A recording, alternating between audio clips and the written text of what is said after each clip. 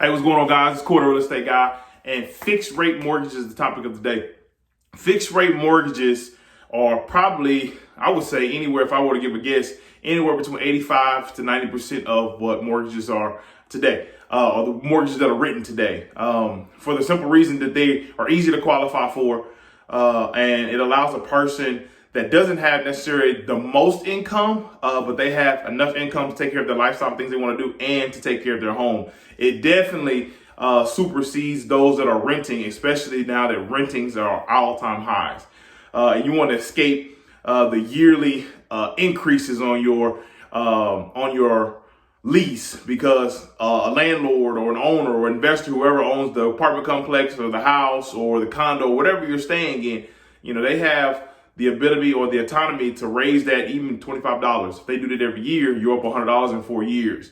If they do more, then of course you know that the math over that for a period of time. So some of the perks of having a fixed rate mortgage is that you know exactly what you're going to be paying each and every month. Okay, you know what you're going to be paying for 30 years or 15 years, whichever you decide to take out. Okay, what you get is a fully amortized schedule. Okay, it's part of your documents that you sign when you go close on your home at the title company, okay, or wherever you close at.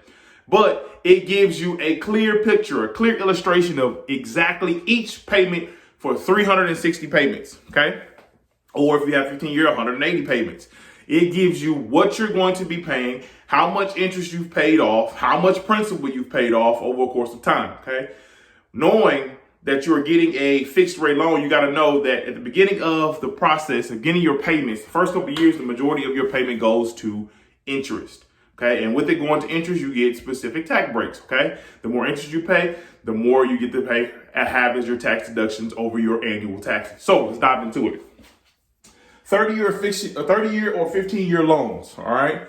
I'll always lean, even if you can afford the 15, it looks really nice right now. Hey, I don't want to pay as long because I don't want to pay as much interest back, but I would do the same thing with 30, okay? And here's why. If I have a 15-year loan, maybe I have a great job. Maybe I don't have kids. Maybe I'm living in a market where the housing market is cheaper, okay? And maybe the market goes up. Something comes to the town, okay? Whatever the case may be, all right? I don't want to be stuck with a higher payment solely because I have the finances today when I close on my house. I'd rather be able to pay that same payment, but be obligated to pay a lesser amount. Here's why. If times get hard, if there's a struggle, if a job is lost, if I have to work on one income and I had two incomes at once, and I know in this 30-year bracket, I was able to pay for it with that one income, that's where I would go. Now, the benefit of that is if I'm still able to make a larger payment, just pay it here. Say, for instance, my mortgage here is $1,200, but if I were to get a 15, I would have been required to pay $18. Okay, still pay the $1,800, but now $600 every single month is going to your principal, which means you're paying off the life of that loan faster, but you're not obligated to like you are here, 15-year loan. So it's a little science to it.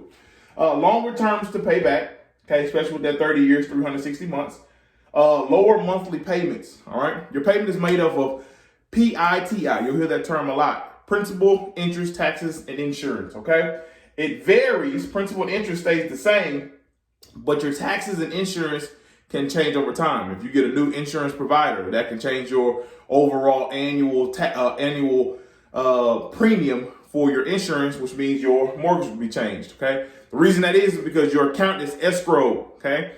An escrow account means if you're borrowing money, they're going to hold a specific account it's called a trust account, and it will pull every single month out of the payment that you pay. It will pull two things. It will pull your taxes and your insurance, and they will pay that. Whatever mortgage company has your loan will pay that for you every single year. You'll get a certificate, or you get a letter in the mail every year saying, hey, this has been paid on your behalf, okay? And they'll send you a check if it's over, or they'll request more if your taxes have changed and it's higher, okay? But for the most part, principal and interest, which is your biggest two components of your mortgage, will stay the same.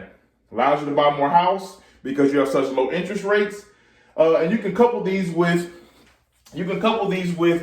subsidy, down payment assistance, and affordable housing. And we've discussed several of those, and we can always discuss further how those can be a benefit to you. But this is something that you can couple with a fixed rate mortgage, not an adjustable rate. Mortgage interest deductions. Like I said, at the beginning of your mortgage, majority of your payment goes to interest. Okay, at the end of the year, when you're doing your taxes, all that interest, you can get a tax break for it. And just knowing how comfortable it can be to budget your lifestyle. Knowing every single month how much your monthly payment is going to be, just like you are when you're renting, you can build around it. You can do the things that you want to do. You can take those trips. You can provide for your family like you want to. You can enjoy life. All right. Just knowing that, hey, every month my monthly payment is going to be the same. All right. So it's Cory, the real estate guy, and we're talking about fixed rate benefits with fixed rate mortgages.